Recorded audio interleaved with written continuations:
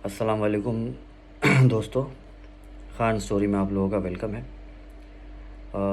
तो मैंने अभी जो वीडियोस अपलोड किया हूँ, मेरी जर्नी छोटी सी माल्टा की, वो आप लोगों ने शायद देखे होंगे।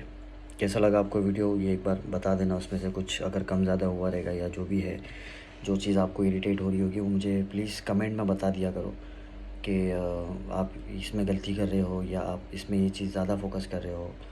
आप मेरा एक्चुअली फ़ोन, मैं जब ऐसा वीडियो बनाता हूँ तो मैं एक स्पेस ऐसा ऊपर और नीचे साइड हर तरफ रखता हूँ। बट कैसा है कि जब मैं इसको एडिट करने जाता हूँ, मतलब उसको आई मूवीज़ से जब मैं इसको एक सिंगल मूवी बनाने जाता हूँ, अलग अलग वीडियोस को मर्ज करके, तो फिर उसमें वो है ना, साइड में वो स्क्रीन आ जाती है, मतलब वो क्रॉप हो जाता है ऑटोमेटिकली। वो सिनेमा स्कोप बोलते हैं ना, वैसा वो आ जाता है। तो वो इतना फिर कट जाता है। मोस्ट ऑफ़ द टाइम मेरे जो वीडियोज़ है, जो मैं बात कर रहा हूँ या सामने किसी को, अब जैसे मैंने मेरा वो सेंट पॉल बे वाला जो मेरा रूममेट था सुमन, उसका मैंने बताया था, तो मेरे एक्चुअल वीडियोज़ में उसका पूरा फेस दिख रहा है, ऊपर स्पेस भी है। बट फिर जो मैंने अपलोड किया हूँ उसके अंदर उसका फेस इतना, मतलब ऑलमोस्ट कट गया है वो फेस। तो वो सब चीज़ पे मुझे बहुत ज़्यादा अभी ध्यान देना है। तो फ़िलहाल ये जो मेरा वीडियो है, इसके अंदर मैं आपको एक ब्रीफ़ बता दूँगा कि वो जर्नी मेरी कैसी थी और मैंने वहाँ पे क्या-क्या चीज़ देखा, क्या ऑब्ज़र्व किया, क्या-क्या चेंजेज़ आई है, वो मैं आप लोगों को अभी इस वीडियो में बता रहा हूँ। तो प्लीज़ वीडियो को आप लाइक करो और कुछ ना कुछ कमेंट करो, और हो सके तो सब्सक्राइब भी करो। जो नए हैं, जो न्यू अगर जो देख रहे हैं, प्लीज़ सब्सक्राइब करो, क्योंकि मुझे देखना है कि मैं किस लेवल तक जा सकता हूँ और कितनी जल्दी जा सकता हूँ। मेरा ऐसा कोई इंटेंशन नहीं है, मैंने आपको बताया था, ब्लॉगिंग वगैरह वो सब चीज़, बट मुझे सिर्फ देखना है कि मेरा एटलीस्ट एक मेरा एवरेज क्या चल रहा है। ठीक है। सो गाइज़, मैं गया था मेडिकल के लिए माल्टा। सो जब मैं गया तो फ़्लाइट डिले मिली, और उसके बाद में सबसे बड़ी गलती मेरे से ये हो गई कि मैंने मेरे पुराने पेपर्स नहीं लेके गया। बट अगर मैं वो लेके भी जाता तो वो हुआ नहीं था। जो वैक्सीन, ओल्ड वैक्सीन्स के मेरे मीज़ल्स के थे, वो वहाँ क्लिनिक में उसने बताई कि आप फ़ोटो दे दो, मैं फ़ोटो देख के आपको साइन कर दूँगी, आपका हो जाएगा। तो जब मैं रिटर्न नेक्स्ट मॉर्निंग में, 20 तारीख की मॉर्निंग में, जब मैं वो पेपर्स का फ़ोटो लेकर गया, तो बोले कि नहीं, ये सफिशिएंट नहीं है, उनको और भी वैक्सीन्स चाहिए थी। क्यों? क्योंकि जब मैं पहली बार माल्टा आया था, ये गौर से सुनना, जब मैं पहली बार माल्टा आया था तो ओज़ो ग्रुप ने क्लीनर, हेल्पर, लेबर, वो कैटेगरी वाला, उसमें मेरा वर्क परमिट इशू करी थी। ठीक है। तो उसमें क्या होता है, उसमें ज़्यादा वैक्सीन नहीं लगती है। चेस्ट एक्सरे होता है, और मीज़ल्स होता है, हेपेटाइटिस बी होता है, और कोविड होता है, पोलियो होता है, बेसिक। उसके बाद वो लोग वो उतना दे देते हैं, और वो आई थिंक चेस्ट एक्सरे का 80 यूरो होता है, और बाकी मीज़ल्स वगैरह का मिला के समझो 200 तक पकड़ के चलो, आगे पीछे थोड़ा बहुत होता है। इस बार जब मैं रिन्यूअल के लिए गया था, ये मेरा रिन्यूअल के लिए मेडिकल था, जो मतलब जब मेरा कॉन्ट्रैक्ट 1 साल का रिन्यूअल हो रहा है, उसके लिए मैं मेडिकल करने के लिए गया था। और माल्टा में ये बात उन लोगों को नहीं पता है कि मैं बुडापेस्ट में हूँ। ऑफ़िशियली मैं माल्टा में ही रह रहा हूँ, क्योंकि मेरा कार्ड माल्टा का ही है अभी तक, और मुझे वही ऑक्यूपेशन, मुझे ये चीज़ करना है। तो मैंने जब रिन्यूअल के लिए गया था, तो मैंने एचआर से पूछा था, क्योंकि जब मैं वहाँ पे वेट कर रहा था ना क्लिनिक में, तो वहाँ पे जो डॉक्टर्स थी, जो वो साइन कर रही थी, रिपोर्ट्स वगैरह रीड करने के बाद में जो सबका साइन कर रही थी, बहुत सारे लोग थे, मतलब 20-25 लोग थे अंदर क्लिनिक के, और 20-25 लोग क्लिनिक के बाहर थे। मतलब इतना लंबी लाइन लगी थी नंबर, क्योंकि मेरे ख्याल से सेंट एन्स क्लिनिक जो है बिरकिरकारा का, वो थोड़ा चीपर कराता है, और अपॉइंटमेंट जल्दी जल्दी मिल जाता है वहाँ पे। बाकी आप सेंट जोसेफ में जाओ या सेंट जेम्स में जाओ, थोड़े बड़े बड़े हॉस्पिटल है, वहाँ जल्दी मिलता नहीं है। वहाँ वहाँ ज़्यादातर यूरोपियंस और वो लोग सब ज़्यादा रहते हैं, और बिरकिरकारा थोड़ा अंदर पड़ जाता है, समझ रहे, तो वो ज़्यादा कन्वीनियंट लगता है लोगों को। बट हो जाता है, बहुत अच्छे से ऑपरेट करते हैं लोग, उन लोग का सिस्टम बहुत अच्छा है। बहुत फास्ट वो लोग चेकअप करते हैं, बहुत फास्ट वो लोग एक्सरे की रिपोर्ट रेडी करते हैं। तो खैर, वो लेडीज़ जो थी, वो डॉक्टर वो मेंशन कर रही थी, और वो पूछ रही थी बंदे से। सपोज़ अगर कोई नया बंदा जाएगा ना वहाँ पे, उसको बोलेंगे ना, भाई जा मेडिकल करा के आ, क्लीनर वाला मेडिकल, उसको फॉर्म दे देंगे, ये फॉर्म भर और जाके अपना मेडिकल करा के ला, मेडिकल रिपोर्ट ला के मेरे को दे। अब वो मेडिकल कराने के लिए जाएगा। अब अगर वो कुछ क्वेश्चन पूछेगी तो उसको तो पता नहीं कि मुझे क्या जवाब देना है। सो एट द बिगिनिंग जब मैं फंस गया तो मुझे फॉर्म भर के मिला था। सेकेंड टाइम जब मैं अभी रिन्यू के लिए गया ना, तो मैंने मेरे एचआर को, बुद्धापेस्ट वाले एचआर को मैंने, क्योंकि यही मैं इससे ही टच में हूँ बुद्धापेस्ट वाले से, तो उससे मैंने पूछा कि ये पूछ रही है कि कौन सी फील्ड है, क्या है, मैं क्या डालूँ इसमें, एफ.एन.बी डालूँ? तो उसने बोला हाँ एफ.एन.बी डालो। तो मैंने उसमें एफ.एन.बी डाल दिया। फिर जब मेरा नंबर आया तो उसने मेरे को पूछी, फर्स्ट टाइम जब मैं अभी क्लिनिक पे यहाँ पे गया, तो उसने मेरे को यही पूछी कि क्या काम करते हो? मैं बोला एफ.एन.बी अटेंडेंट में। बोला अच्छा। बोला कहाँ पे? अब मैं कहाँ पे पूछी तो मैं एकदम थोड़ा शॉक हो गया, मुझे बुदापेस्ट बोलना नहीं है। तो मैंने बोल दिया कि हाँ ये कोरिंथिया में, क्योंकि माल्टा में भी कोरिंथिया होटल है।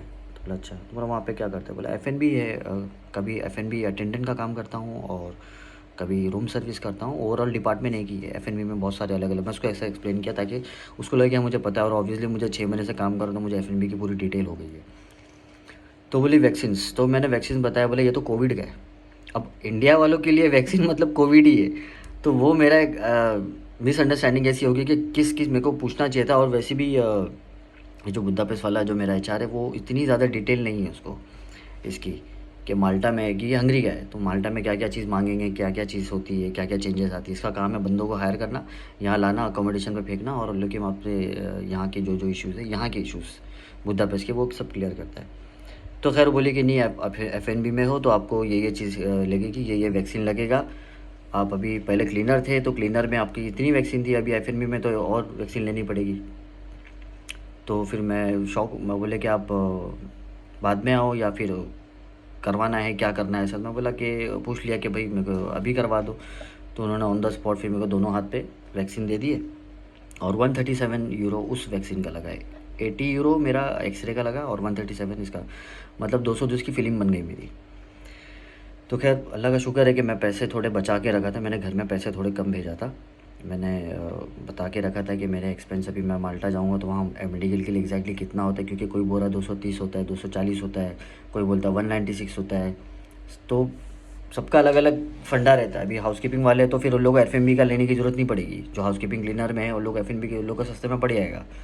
अब मैं एफ.एन.बी डिपार्टमेंट, ऊपर से food handling certificate B, category B food handling certificate, वो भी फिर मैंने दिखाया उसको।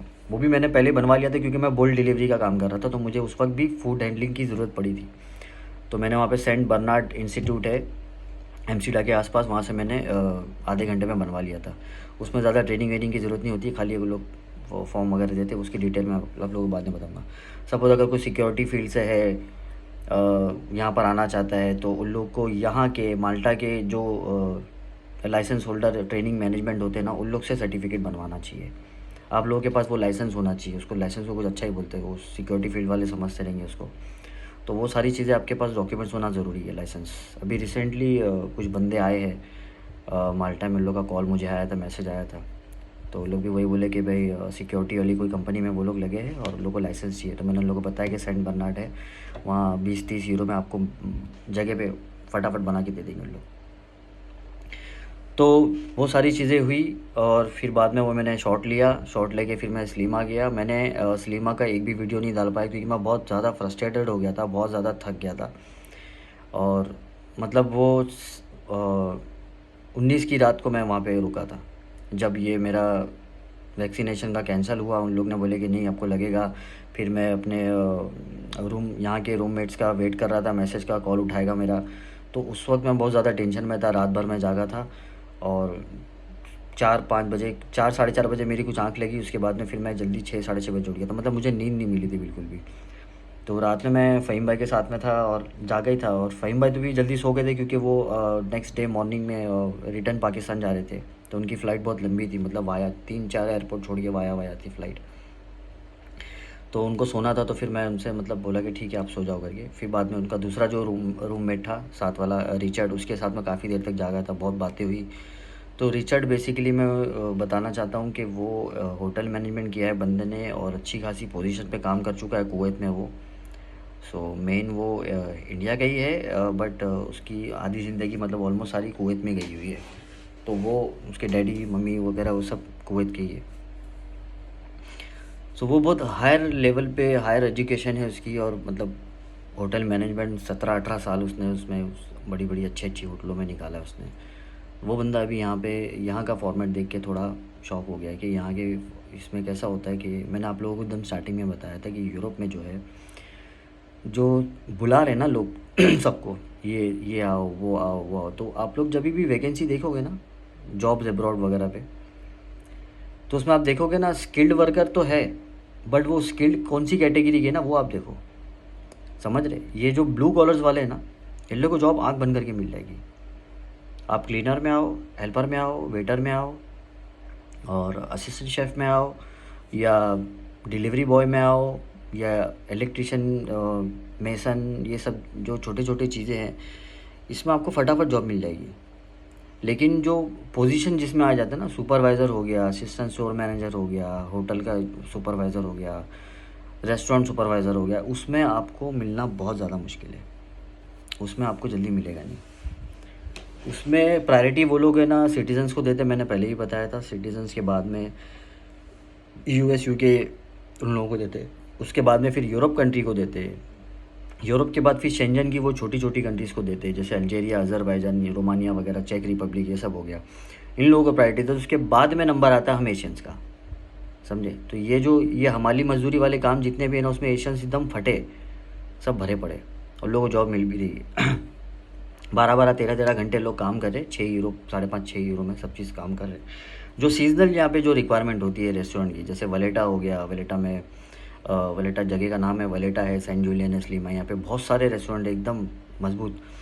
और वहाँ पर भी आप जाएंगे जॉब के लिए तो आप बोलेंगे हाँ ठीक है, आप कल से आ जाओ, 4 बजे आ जाओ, 4 से 11 की शिफ्ट रहेगी, या 4 से 12 की शिफ्ट रहेगी, और उसमें आपको सैलरी कितनी देंगे? बोला 7 यूरो आपको दे देंगे। आपको जॉब मिल गई, 7 यूरो में काम कर रहे हैं। वर्क परमिट देगा नहीं देगा वो पता नहीं, उसकी गारंटी नहीं है, चल वो दे भी देगा तो वो जब तक उसका मतलब है तब तक वो आपको रखेगा, उसके बाद में आपको निकाल देगा। जॉब श्योरिटी उसमें नहीं है, फिर आपको वापस धक्के खाने पड़ेंगे, वापस ढूंढना पड़ेंगे। और जहाँ आप जॉब चेंज कर रहे हो वो जॉबलेस में आपको बताना ज़रूरी हो जाता है। फिर अगर जॉब यहाँ मिल रही है, आपका अकोमोडेशन यहाँ पर है, सेकेंड जॉब मिल रही है दूर, आपका अकोमोडेशन फिर आपको चेंज करना पड़ेगा कि यार ये तो बहुत लंबा पड़ जाएगा। फिर अकोमोडेशन चेंज करेंगे, फिर उसका हाउसिंग अथॉरिटी लेटर ID मल्टा में आपको शो करना पड़ेगा, तो बहुत मगजमारी है तो एक अच्छी कंपनी और कंसिस्टेंसी वाली जॉब ये मिलना थोड़ा टफ है। तो इसीलिए जो बड़ी बड़ी एजेंसी होती है, जैसे मैं ओज़ो में काम कर रहा हूँ तो ये ओज़ो वगैरह कंपनी जो है ये ऐसे ही डील करती है, मतलब ये एक ओज़ो रहती है और उससे वो दूसरी जगह पे बंदों को जॉब पे लगाती है। ये मैन पावर है, ओज़ो मैन पावर है। ये लगाएगी टोली में, ये बिरकिरकारा बिस्किट फैक्ट्री में लगाएगी, ये प्ले मोबाइल में लगाएगी, ये टॉय फैक्ट्री में लगाएगी, फिर ये दूसरी इसमें लगाएगी, फिर ये होटल्स में लगाएगी, फिर एक 3 स्टार होटल में भी ये लगाएगी। तो ये सब रहेगा। तो अगर मुझे यहाँ नहीं जमता तो मुझे यहाँ डालेगी, यहाँ नहीं जमता तो यहाँ डालेगी, ऐसा ऐसा करते करते ये करेगी। मेरे को सैलरी ओज़ो दे रहा है, अगर मेरा यहाँ पे नहीं जम रहा है, यहाँ मेरा डिस्प्यूट्स हो गया या मुझे पसंद नहीं है, मेरे को अगर चेंज करना है, प्लीज़ प्लीज़ मैडम मुझे यहाँ नहीं जम रहा है, आप मुझे यहाँ डाल दो। अगर रिक्वायरमेंट रहेगी तो जगह रहेगी, वैकेंसी रहेगी तो वो लोग मूव कर देंगे। ये एक अच्छी बात है। तो ऐसी चीज़ होती है। और अभी यहाँ पे जितने लोग ये वीडियो देख रहे हैं, तो ये सेंट जूलियन में एक नया कॉरपोरेट प्लान, बड़ा बिज़नेस पार्क समझो या शॉपिंग मॉल समझो, शॉपिंग सेंटर काफ़ी बड़ा, मर्क्यूरी स्टार्ट हो रहा है।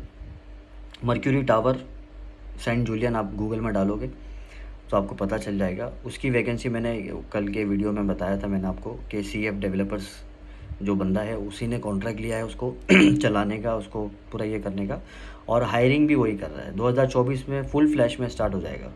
2024 के लिए कुछ ही महीने बचा, वो कौन से मंथ में स्टार्ट करेगा वो नहीं पता, बट ऑब्वियस वो समर की प्रिपरेशन कर रहा है, क्योंकि समर में बहुत ज़्यादा कमाने मिलता है यहाँ पर माल्टा में। जिसने अगर 2-3 महीना पहले इनरोल कर चुका है जो माल्टा के लिए, तो वो बराबर टाइम पे आ जाएगा। ठीक है, विंटर में नहीं आएगा, विंटर के बाद आ जाएगा। विंटर के बाद ही आए तो अच्छा है भाई, क्योंकि विंटर में शटडाउन रहता है यहाँ पे, फिर कुछ मिलता नहीं है, दिक्कत हो जाती है। और स्ट्रॉन्ग कंसल्टेंसी के थ्रू से आएंगे ना तो फ़ायदा है, क्योंकि बहुत से एजेंट लोग हैं ना माल्टा भेज देते। मैंने ये सुना हुआ अभी, कल ही जब मैं आया तो जो मेरा रूममेट था उसका एक दोस्त था वो नीचे के फ्लोर पे रहता है, वो है नेपाल का, बट हरियाणा पंजाब वगैरह साइड में रह चुका है वो और सब। तो वो जिसके थ्रू से आया है उसने इसको स्टार्टिंग में लगाया था, तो मतलब वो बता रहा था कि जॉब श्योरिटी नहीं थी, वो भी विंटर में ही आया था, और उसके बाद में वो बहुत धक्के खाया उसने, बहुत तकलीफ़ हो गई थी उसको।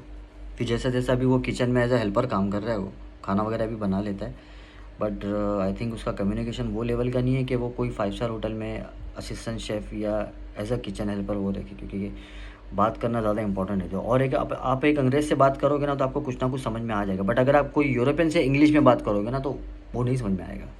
ठीक है, कि वो यूरोपियन लोग जो इंग्लिश में बात करते हैं ना, उसमें वो लोग खुद ग्रामर में इतनी मिस्टेक कर देते कि हमसे गलती हो जाती। फिर उसकी तरह हम भी बोलने लगते, yes yes, you go, I go on break, मतलब इतनी इंग्लिश हो जाती है। और आपकी इंग्लिश इंप्रूव नहीं होगी इसमें यूरोप में आने के बाद। हो भी सकती है ज़्यादा कम्युनिकेशन अगर आप खुद इंग्लिश में करोगे तो ज़्यादा बेटर है। सो CF डेवलपर का उसका मेरे पास लिंक नहीं है, सिर्फ मर्क्यूरी, वो भी मैंने गूगल में डाल के देखा तो उसने बोला कि वहाँ पे बहुत सारी वैकेंसी रिक्वायरमेंट निकल रही है, रिटेल ऑप्शन है, रेस्टोरेंट है, बहुत सारी चीज़ें वहाँ पे। सो वहाँ पे आप लोग एक बार आप अप्लाई करो या उसको शॉर्टलिस्ट करके रखो। आप किसके भी थ्रू से आप माल्टा में आओ तो आपके प्रोविज़न पीरियड ओवर होने से पहले आप जितना हो सके अपनी पूरी कोशिश कर लो कि कहीं ना कहीं आप बेटर जॉब देख लो। ठीक है, क्यों मैं बता रहा हूँ कि भले ही आप आ गए एक वर्क परमिट पे आप एंटर कर लिए, आपको 40 आवर्स पर वीक मिल रहा है। ठीक है, 40 आवर्स पर वीक में आपको 5.5 मिले। फॉर एग्जांपल आप ओजो के थ्रू से ही आ गए, ओजो वाला आपको दे रहा है 5.25 5.50, ये आपको सैलरी दे रहा है। ठीक है, ये मैं नॉर्मल लेबर क्लीनर वगैरह ये कैटेगरी का बता रहा हूँ। बट अगर आपको ऐसा लगता है कि आपकी कैपेबिलिटी अच्छी है, ये तो मुझे एंटर करने के लिए, जैसे भी मैं रिटेल का था, मैं 5 साल एज अ स्टोर मैनेजर था, तो मेरे दिमाग में भी यही चीज़ थी कि मैं वहाँ जाऊँगा और 6 महीना कॉन्ट्रैक्ट पूरा प्रोविजन पीरियड पूरा होने से पहले मैं कोई बेटर रिटेल वाली मेरे लाइन की, मेरे मतलब की जॉब देख लूँगा, तो मुझे 6.5-7 यूरो आराम से मिल जाएगी। बट उस वक्त मेरी लक, मैंने बताया था कि विंटर चल रहा था, कहीं शटडाउन चलता है और कहीं वैकेंसी इंटरव्यू वगैरह नहीं होता, हायरिंग नहीं होती, उल्टा जो उनके पास ज़्यादा मैन पावर है तो लोग उसको निकाल देते। तो ये सारी सिचुएशन हो रही थी, इसलिए मैंने ओजो छोड़ा नहीं था। इसलिए वो ओजो में रह के फिर बाद में 6 महीना क्रॉस हो गया, फिर बाद में मैं बोला यार जाने दो, अभी इसी में कंटिन्यू करते। अभी आए हैं 1-2 साल, थोड़ा एक कंपनी में कंसिस्टेंसी दिखाएंगे, थोड़ा वो उसके लिए भी अच्छा रहता है। अपने ज़्यादा पैसे के पीछे भागना नहीं है, लालच। फिर मैंने अपना माइंड वैसा सेट कर दिया कि ठीक है भाई, मैं इसको अपना कंफर्ट जोन नहीं बना रहा हूँ, मैं अपना कंफर्ट जोन नहीं बना। बहुत से लोगों ने इसको कंफर्ट जोन बना चुके हैं, 2 साल से एक ही सैलरी पे काम कर रहे हैं। अभी कल जब मैं कॉन्ट्रैक्ट रिन्यू हुआ, मेरा वहाँ से सब चीज़ हुई, नए कॉन्ट्रैक्ट पे मैंने साइन किया, मेरे पास रखा हुआ है, 1 मिनट मैं आप लोगों को बताता हूँ।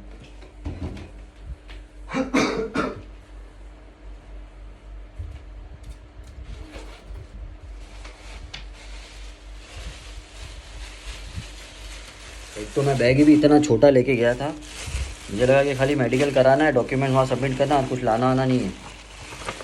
सो एम्प्लॉयमेंट चेंज इन डेजिग्नेशन, यार ये मुझे स्कैन कॉपी भेजना, अच्छा याद आ गया। ये ID माल्टा में फॉर्म सबमिट करना पड़ता है, फॉर्म नंबर क्या दिख रहा है क्या, 661, ये सबमिट करना पड़ता है, ये भरना पड़ता है। यह भी मुझे ओजो वाले लोग ने दिए है वापस से, क्योंकि जो फर्स्ट रिन्यूअल में जैसा होता है सेम वैसा ये होता है। ये सारी चीज़ें भर के, साइन वाइन इन्फॉर्मेशन डिटेल वगैरह ये भर के देना है। ये ID माल्टा में जाएगा। ये जितना जल्दी मैं लोगों को स्कैन कॉपी भेजूँगा, अभी ये वीडियो बना के फटाफट वही करता हूँ। और इसके साथ में full copy of passport, ID card plus bio page in colour, यानी जिस पे वीज़ा प्रिंटिंग होता है वो, CV इन यूरोपास वगैरह, ये सब बना के देना है। ये साला मेरा ये बिरकिरगारा का वैक्सीन का सेंटेंस, इसके अंदर मेरा वो है एक्सरे की डिटेल, और जो मैंने मीज़ल्स लिया, जो न्यू वैक्सीन मैंने लिया वो है इसमें। अरे निकल यार, ये मैं बता देता हूँ आप लोगों को किस तरह से होता है। ये क्यों बता रहा हूँ, क्योंकि ये स्टिकर फॉर्म में होता है, ये स्टिकर लगा हुआ है इस पर, तो इसमें ये डिटेल लिखी हुई है। Farhan Ahmed Akbar Khan, hepatitis A vaccine and typhoid 20 सितंबर। अगली बार मुझे जाना है 20 मार्च को, after 6 month. Second dose hepatitis A, hepatitis B मेरा हो चुका था। Hepatitis A needs to be given after 6 month. ये सेम वैक्सीन है, मतलब सेकेंड शॉट मेरे को लगेगा वो मार्च में लगेगा, 6 महीने बाद। और ये तो एक्सरे का है, एक्सरे क्लियर है, लंग क्लियर है वगैरह, तो ऐसी चीज़ें होती है। सो कोशिश करो कि अभी अगर जो एनरोल करेंगे ना उसके लिए ज़्यादा अच्छा है, क्योंकि अभी चल रहा है सितंबर ख़त्म होने आ रहा है। फिर अक्टूबर, नवंबर, दिसंबर, ये 3-4 महीने में तो माल्टा का प्रोसेस हो ही जाएगा। फिर आप लोग जनवरी या फरवरी में आओगे, एकदम करेक्ट टाइम पे आओगे। वो टाइम पे फिर समर की प्रिपरेशन स्टार्ट होती है, शॉर्ट लिस्टिंग वगैरह सब चीज़ चालू हो जाती है। अब आप लोगों को माल्टा पसंद है, माल्टा आना है, और माल्टा में जल्दी जल्दी हो भी जाता है, वर्क परमिट आ जाता है और फटाफट आपका इमिग्रेशन वगैरह वो सब चीज़ हो जाती है। सो जो भी जॉब के लिए आएंगे ये सारी चीज़ों का ध्यान रखो। और मैं जब आया यहाँ पे देखा तो मैंने वीडियो में बताया भी ये सेम चीज़ कि क्राउड बहुत ज़्यादा हो गया है, और एक डिसिप्लिन बोलते ना, नहीं बचा नहीं है डिसिप्लिन। मतलब अपन एशियंस लोग ने इतना घान कर दिया ना यहाँ पे कि कैसे भी गाड़ी चला रहे हैं और अपनी मर्ज़ी से काम कर रहे हैं एकदम, मतलब वो राजा वाला काम कर रहे हैं। नौकरी हम इंडिया में भी करते थे, इंडिया में अपन बराबर एक एक चीज़ करते, अपने को बोलता था शेव करके आओ, हाँ ये शेव चुभ रही है जाओ शेव करके, अपन फटाफट जाके शेव करके आते थे। इतना जब अपन डेडिकेशन वहाँ पे देते थे तो यहाँ देने में जा रहा क्या है? वहाँ हम 15-20 हज़ार रुपये के लिए इतनी मेहनत कर जी हुजूरी करते थे, यहाँ पे हमको 70-80 हज़ार मिल रहा है। तो अपने को ऐसा लग रहा है कि यार मैं यूरोप में आ गया, मैं तो रोड पे दारू पीऊँगा, कैसी भी गाड़ी चलाऊँगा, और मेरा तो पूरा ग्रुप है, और कोई किरकिरी करेगा, मच करेगा तो फिर मैं लोग को देख लूँगा। वैसा नहीं करना है यहाँ पे भाई। यहाँ पे मैंने बहुत से देखा हूँ, कंप्लेंट में देखा, इवन माल्टा में थोड़ा बढ़ गया है अभी। बुदापेस्ट में तो मैंने नहीं देखा अभी तक, बट है बुदापेस्ट में। यहाँ पर भी बहुत सारे लोग ऐसे हैं। जब भी कल रात में ही सीन हुआ, वो मेरा रूममेट जो था उसका दोस्त नीचे वाला, वो आया था, बैठे थे तो लोग ड्रंक थे पूरे, तो बहुत ज़ोर ज़ोर से बातें कर रहे थे। तो पहली बार ऐसा हुआ कि बाजू वाले रूम ने नॉक करा और उसने पूछा, बोलने लगा कितनी आवाज़ कर रहे हो आप लोग। वो अपनी लैंग्वेज में बोलने लगा, रशियन था पता नहीं कौन था। तो बहुत ऑकवर्ड फील हुआ मेरे को। मतलब यार ऐसे काम मत करो जिससे दूसरों को तकलीफ़ हो। तुमको नशा करना है, दारू पीना है, चरस गांजा अफीम जो भी पीना है पियो, बाहर पियो, रेसिडेंशियल एरिया में मत करो ये सब चीज़। अब यहाँ पे रूम में सिगरेट पीना अलाउ नहीं है। अभी मेरे बाथरूम में लाइटर रखा हुआ है। देखो यार ये मैं क्यों बता रहा हूँ पता है क्या? ये देखने में से ना बहुत सारे लोग ऐसे हैं, बहुत से लोग ऐसा करते हैं कि चलता है पता नहीं चलता यार, स्मोक डिटेक्टर तो लगा नहीं है, बड़ी विंडो है, खोल के पी लेंगे। तो भाई नीचे स्मोकिंग जोन बना है, वहाँ जाके पियो, ठीक है। और माल्टा में तो क्या है, वीड जो है गांजा वो लीगल है, तो तुमको पीना है पियो। ये सोच के वहाँ पे टूरिस्ट ज़्यादा आते हैं कि भाई सबको नाचने गाने भी मिलेगा, याशी करनी भी मिलेगी और दम मारने भी मिलेगा। तो ये सारी चीज़ें वहाँ पर मिल जाती है आसानी से। तो कहाँ मिलती है वो आप लोग पूछ लेना, मैं बता दूंगा। वो तो आप लोग जब आओगे तो आपको खुद ही पता चल जाएगा कि क्या चीज़ कहाँ मिलती है वहाँ पे। तो ये लाइफस्टाइल होती है यहाँ पे, इसीलिए ज़्यादातर लोग है ना सऊदी, कतर, दुबई से सब लोग इधर ही आते हैं मज़े करने, क्योंकि वहाँ पे लोग को ये सारी चीज़ें करनी नहीं मिलती। वहाँ पे एकदम चोरी छुपे छुप छुप के करना पड़ता है। इसलिए जो नॉन मुस्लिम्स है, जो क्रिश्चियंस है, जो मैक्सिमम जो मिडल ईस्ट में काम कर रहे हैं, तो अभी ये रिचर्ड जो था ये कुवैत में था, तो उसने भी यही बोला कि यार वो भी मेरे से मतलब 2-3 साल बड़ा है, 42-43 का है। वो भी यही बोला कि वहाँ पे वो सारी चीज़ें करने के लिए नहीं थी, लाइफ अच्छी थी उसकी, टाइम टू टाइम काम था, सब चीज़ अच्छा था, परफेक्ट था उसका, ऑफिस वर्क जैसा भी था। तो बोला कि यहाँ पर आने के बाद में थोड़ा वो एक चीज़ का रिलैक्स लगा कि भाई ये यूरोप में यहाँ थोड़ी बहुत अपनी ज़िंदगी जी सकता है, ये सोच के। तो खैर वो आप लोगों की अपनी अपनी चॉइस है, आप लोगों को जो करना है, जैसा करना है वैसा करो, डिसिप्लिन मेंटेन रखो। जब भी एक चीज़ का ध्यान रखना, माल्टा आओ तो ये तुम्हारी रोज़ी है, ऊपर वाले ने तुमको बहुत मतलब बोलते हैं ना, बहुत मेहनत मुशक्क़त करने के बाद, बहुत दुआ प्रार्थना सुनने के बाद में आपको मिली है, उसकी रिस्पेक्ट करना। क्योंकि यहाँ पर एक गलती अगर आपने ज़्यादा कर ली है, शराब के नशे में या किसी भी चीज़ के नशे में आपने कोई गलती कर दी, आपको डिपोर्ट कर देंगे। 1 से 2 बार 3 बार कंप्लेंट अगर गई तो लोग सीधा निकाल देंगे। और अगर आपकी कंपनी स्ट्रॉन्ग ज़्यादा नहीं है तो फिर वो भी हाथ उठा लेगी, बोलेगी कि भाई तुम जाओ, हम आपको वार्निंग इशू कर रहे हैं, आपको काम पे डायरेक्ट टर्मिनेट कर देंगे लोग। कि डेफिनेट कॉन्ट्रैक्ट है, इसमें डायरेक्ट टर्मिनेट कर लेंगे। अभी जो मेरा कॉन्ट्रैक्ट रिन्यूअल हुआ ना, ये डेफिनेट कॉन्ट्रैक्ट है। अब अगर मुझे इसमें जॉब छोड़नी होगी तो मुझे हाफ़ ऑफ द कॉन्ट्रैक्ट की सैलरी देनी पड़ेगी, ऐसा है। तो अब मुझे बहुत सोच समझ के कदम उठाना है। खैर अपना तो कोई ऐसा फंडा है नहीं, अपन तो सब डिसिप्लिन में ही है। बाकी जो देख रहा है वीडियो, लोग ध्यान में रखो कि ये सारी चीज़ें हैं। अभी वैकेंसी निकलना स्टार्ट हो चुकी है, अलग अलग जगह पे जॉब करो, अलग अलग जगह पे अप्लाई करो, अच्छी कंसल्टेंसी देखो। मैं तो यही ओपिनियन दूंगा कि भाई जिसके थ्रू से मैं आया हूँ आप उनसे कांटेक्ट करो, क्योंकि मेरे को उनका काम पता है। VCS ट्रैवल है वडोदरा का, हुसैन भाई का, तो वो फटाफट करवा देते हैं। और जो भी डिटेल पूछनी है उस बारे में तो आप वो डायरेक्ट उनसे पूछ लेना, उनके रिलेटेड जो भी डिटेल है।